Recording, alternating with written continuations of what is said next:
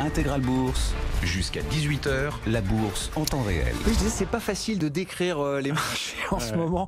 Marc Daguerre, c'est pour ça que vous êtes là. Marc, bonjour. Bonjour Grégoire. Président de DT Expert. Oui, non, mais vous confirmez quand même, vous, professionnel, intervenant de marché, oui, vous confirmez que c'est un peu compliqué quand même de décrire une tendance, en fait. Ouais. Oui, c'est assez difficile de savoir comment se positionner. On en avait parlé déjà régulièrement quand on se voit. On a eu un début 2019 assez surprenant finalement, avec un rebond très intense dans le premier trimestre suite à une fin de 2018 assez catastrophique. Et là, on en est à une situation où on est dans une espèce de zone grise. On ne sait pas trop justement ce qui s'est passé récemment avec cette correction. Ouais, la correction du mois de mai, c'est ça, ouais. La correction du mois de mai. 5, 6, 7%, hein, c'est ça, sur les indices. Elle était quand même...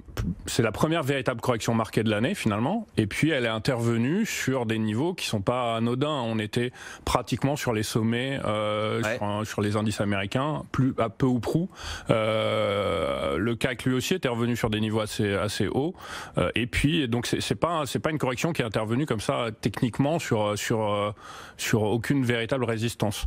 Donc, la question qui s'est posée, c'est est-ce qu'on est arrivé à ce que les gens craignaient, c'est-à-dire qu'avec la fin d'année 2018, on avait du mal à envisager une reprise haussière pérenne, et aujourd'hui on est vraiment dans cette situation-là. Maintenant, à plus court terme, les indices ont dessiné ce qu'on appelle une correction en 3 temps, c'est-à-dire en ABC. On a eu une première vague de baisse, un léger rebond et puis une autre vague de baisse. Et là, maintenant, on est à nouveau en train de repartir un petit peu à la hausse depuis quelques jours. Ouais, c'est ça. Ouais. Cette configuration en 3 temps qu'on appelle ABC chez nous, c'est souvent une synonyme de reprise potentielle possible. Ce qui se passe là depuis le début du mois de juin, depuis le début de la semaine, le petit mouvement de reprise qu'on a, vous dites oui, c'est un mouvement en termes de probabilité qui a peut-être des chances de se développer. Qui met en tout cas un terme à une configuration de baisse en 3 temps, puisqu'on est revenu au-dessus de ce qu'on appelle, alors ça va être un jargon technique que certains comprendront, ce qu'on appelle l'overlap, c'est-à-dire la dernière borne de polarité. Cette borne de polarité se situe en fait au creux de la vague A. Vous avez une première vague de baisse qui est une vague A,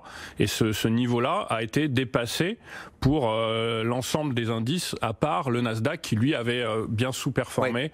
Donc le Nasdaq, que ce soit le Nasdaq 100 ou le Nasdaq Composite, lui est encore en dessous de cet overlap, qui se situe à 7295 sur le Nasdaq 100 et 7625 sur le Composite. Bon, ces niveaux-là sont encore un peu plus éloignés sur le seul indice finalement, qui est encore dans une configuration un peu plus bearish que les autres.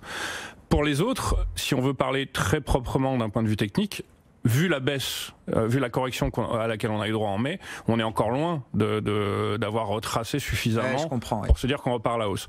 Donc il faudrait pour ça revenir encore une fois d'un point de vue technique au-dessus de la vague B. Donc pour vous donner par exemple sur le CAC 5455 et par exemple sur le S&P 2895. Donc on est encore un peu loin, mais ce sont les niveaux techniques qui pourraient venir remettre en cause la correction dans laquelle on est pour l'instant toujours. D'accord, je comprends. Donc on n'a pas rebondi suffisamment pour sortir de cette idée de la correction. Voilà, exactement. On n'est pas encore. De toute façon, là, j'essaye de traduire avec mes mots. Hein. Vous avez les vôtres, j'essaye de traduire avec les miens. C'est exactement ça. Nous, on raisonne d'un point de vue graphique, technique, c'est-à-dire qu'on a justement des niveaux avec des retracements, des pourcentages, des zones de résistance, et tout ça, toute cette conjoncture-là globalement nous donne effectivement pour l'instant, même si il y a un rebond qui est plus marqué que ce qu'on pouvait croire au vu de la baisse précédente, mais pour l'instant ce rebond n'est pas encore suffisamment haut. Je comprends. Voilà. Et puis vous l'avez dit, hein, le marché reste fébrile. Il y a des indicateurs de fébrilité. Alors qu'est-ce que vous regardez dans ces indicateurs? Alors justement, j'ai entendu des confrères qui en parlaient tout à l'heure avec vous. Il y a notamment la reprise de l'or. Alors pourquoi la reprise de l'or? L'or, ça reste ce qu'on appelle la valeur refuge, mais ça ne veut pas dire que l'or va aller en permanence à contresens des indices. Non, les marchés actions ont baissé au mois de mai. J'ai regardé, l'once d'or n'a rien fait. Ouais. C'est ça. Maintenant, si on regarde l'once d'or sur un panorama de long terme, vous verrez que depuis les années 80, on peut faire des périodes, il y a 4 grandes périodes où en fait l'or était véritablement un indicateur de contre-tendance du marché action.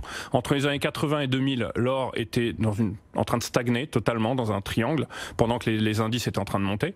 Après, on a eu cette phase que moi je qualifierais entre 2000 finalement, entre les années 2000 et les années, on va dire, jusqu'en 2011, on a eu un boom de l'or véritable, où l'or n'a cessé de monter, hein, le point haut de l'or se trouve en 2011, et les indices, eux, ont marqué une phase de temporisation en 3 temps, c'est-à-dire première vague de baisse qu'en 2003, 2002 pour les États-Unis, 2003 pour l'Europe, reprise entre 2003 et 2007 avec la fameuse crise du subprime, et puis entre 2007 et 2009-2011, on a eu cette nouvelle phase de crise voilà, violente.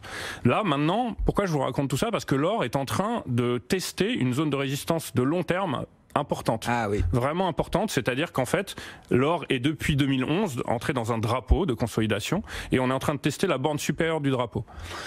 Est-ce que ça veut dire que est-ce que c'est suffisamment parlant et significatif? Non, peut-être pas. Mais si l'or continuait à marquer cette accélération et véritablement venait à franchir, c'est peut-être un vrai cycle qui s'ouvre. Voilà, ça pourrait être exactement un nouveau cycle et c'est quelque chose auquel on fait attention. Donc on va surveiller l'approche des sommets qui sont autour de 1360 $ pour l'once. Et si vraiment on arrivait à s'affranchir de cette zone, je pense effectivement qu'il pourrait y avoir un nouveau contraste entre une reprise pérenne de la hausse de l'or qui, elle, devrait coïncider avec avec une voilà, avec une tension, voilà. Mais maintenant, c'est vrai qu'à plus court terme, on peut avoir un or qui monte et des indices qui montent, comme on l'avait notamment, par exemple, entre 2003 et 2007, où on peut également avoir un or qui baisse avec des indices qui baissent. Mais là, on est quand même dans une zone clé, et de toute façon, la plupart des intervenants et les clients qu'on a, nous, chez DT Expert, nous demandaient, après cette baisse de 2018, et ce premier rebond du premier trimestre 2019, la question était bon, qu'est-ce qu'on fait? Est-ce que finalement on s'est trompé et qu'on va avoir encore les moyens de repartir à la hausse, ou est-ce que finalement ce rebond va donner suite à une espèce de double top avec un retour sur des sommets de début d'année et à nouveau un plongeon qui a démarré là au mois de mai, mais qui pour l'instant est en train à nouveau de se chercher. Donc on est dans cette zone grise et on va essayer de faire attention. Il est trop tôt pour crier victoire et se dire ça y est, c'est le moment de racheter. Et il est également trop tôt pour se dire bah non, finalement on est toujours dans cette phase de baisse et il faut profiter du rebond pour reprendre des positions baissières. Il faut juste se souvenir, mais dans des conditions complètement différentes. Quand la consolidation en octobre dernier a commencé, pareil, c'est toujours pareil, ça devait durer un mois, ça devait s'arrêter à un moment, et puis ça ne s'est pas arrêté, et on a terminé par le grand plongeon de fin décembre. Donc bon, restons prudents à ce stade. Il y avait un truc intéressant que vous avez noté, Marc, c'est le DAX, l'indice allemand, qui est revenu dans la course et qui même reprend le leadership face aux autres indices européens et notamment face au CAC 40. Le DAX était très en retard en termes de performance. Alors attention, évidemment, la composition est différente. Le CAC 40 hors dividende, le DAX dividende inclus. Ça enlève rien au message quand même de dire que le DAX est revenu dans la course aujourd'hui. Comment on l'explique et est-ce que ça envoie un message particulier? Alors, alors, un message particulier, je pense pas, pour la bonne et simple raison, d'après moi, que l'Europe reste en général quand même relativement solidaire dans son évolution. C'est assez rare d'avoir un indice européen qui se démarque véritablement, même si on peut dire effectivement qu'il y a un petit effet Brexit sur le FTSE, par exemple, londonien, qui lui on le voit régulièrement, n'est pas totalement en adéquation avec le CAC, l'Eurostoxx ou le DAX, par exemple. Maintenant, oui, vous l'avez dit, ce qu'on appelle un effet rattrapage sans doute aussi sur le DAX, qui était, si on regarde les bilans 2018, en Europe, ça a été quand même l'indice qui a été le plus attaqué, avec, je crois, une clôture autour de moins 18% sur 2018, alors qu'on était entre moins 11 et moins 14 entre le CAC, le FTSE et l'Eurostoxx. Donc il y a cet effet rattrapage, effectivement. L'Allemagne, la guerre commerciale, l'industrie, les exportateurs, voilà, le DAX représente tout ça. Et donc c'est ce qui a souffert le plus. Voilà, c'est ça. Et puis maintenant, effectivement, il y a cette espèce de gage de solidité. Est-ce que, en revanche, pour la décorrélation avec le CAC, est-ce que ça pourrait indiquer qu'il y a un retour des inquiétudes ou des tensions autour d'un point de vue plus national autour de la France. Je pense aussi que ça peut être lié quand même quelque part. Il y a eu effectivement à un moment, la France avait retrouvé un petit peu d'intérêt aux yeux des investisseurs même étrangers. Peut-être que là, il y a un nouvel équilibre qui se fait et peut-être un retour sur des valeurs allemandes un peu plus solides. Vous parliez de l'industrie par exemple. Maintenant, toute chose égale par ailleurs, on n'est pas non plus à une décorrélation énorme. Voilà. Le DAX est juste repassé devant à 2 ou 3% sur l'année. Et puis si on réintègle les dividendes du CAC, je suis sûr qu'on est à parité. On doit pas être loin.